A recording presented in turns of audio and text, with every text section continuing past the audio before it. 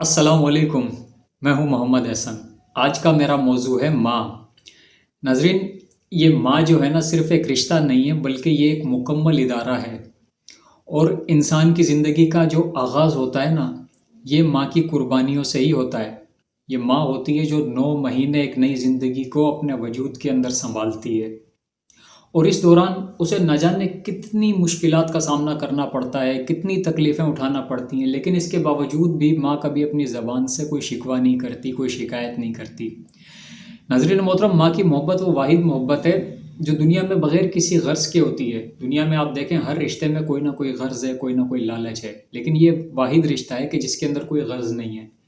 माँ को कोई परवाह नहीं होती कि औलाद उसकी नाफरमान है, वो हर वक्त उसकी सलामती के लिए दुआ के अंदर लगी रहती है। वो हर वक्त अपने औलाद की फ़िक्र के अंदर लगी रहती है। नाज़रीन मोहतरम, ये माँ ही होती है जो हर रोज़ नहायत खामोशी के साथ अपनी औलाद की खिदमत में लगी हुई होती है। वो ख़ुद तो जागना पसंद करती है, लेकिन अपनी औलाद को सुकून से सुला देती है। वो ख़ुद तो भूखा रहना पसंद कर लेती है, लेकिन अपनी औलाद को खिलाती है। वो ख़ुद तो गवारा कर लेती है कि वो ख़ुद पुराने कपड़े पहन ले, लेकिन अपनी औलाद को अच्छे से अच्छे कपड़े पहनाती है। और इसके साथ साथ वो ख़ुद तो हर हर तकलीफ़ उठा लेती है, लेकिन अपनी औलाद पर किसी भी किस्म का बोझ डालना नहीं चाहती। अपनी औलाद पर किसी भी किस्म का दर्द नहीं डालना चाहती। नाज़रीन मोहतरम, इतना कुछ करने के बाद भी, इतनी खिदमत करने के बाद भी कभी भी अपनी औलाद को माँ जताती नहीं है कि मैंने तुम्हारे लिए ये किया, मैंने तुम्हारे लिए ये किया। नाज़रीन, आपने सुना होगा कि माँ अपने बच्चे की पहली उस्ताद होती है। यकीनन वो अपने बच्चे को बोलना सिखाती है, चलना सिखाती है, उसमें इखलाक सिखाती है, मोहब्बत सिखाती है, तमीज़ सिखाती है, उसका किरदार बनाती है, उसकी तरबियत करती है। एक बच्चे को अच्छा या बुरा इंसान बनाने के अंदर माँ की तरबियत का बड़ा अहम किरदार होता है।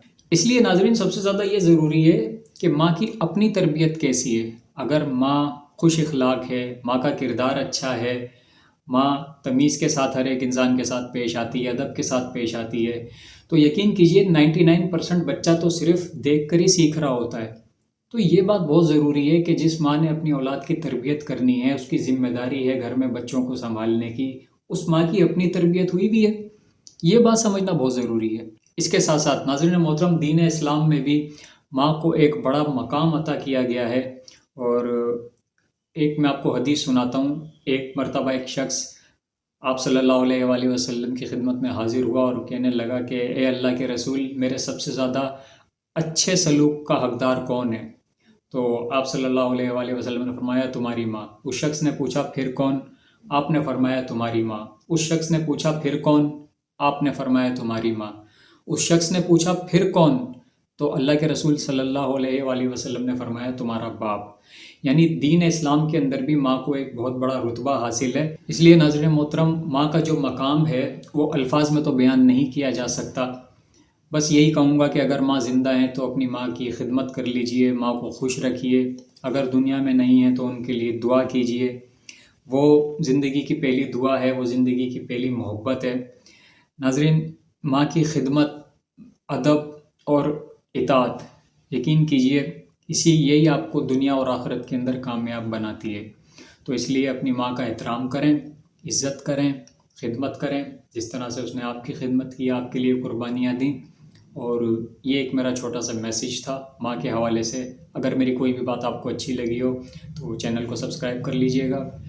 ज़िंदगी रही तो फिर मिलूँगा एक नए मौजू के साथ। तब तक के लिए मुझे इजाज़त दीजिए। अल्लाह हाफ़िज़।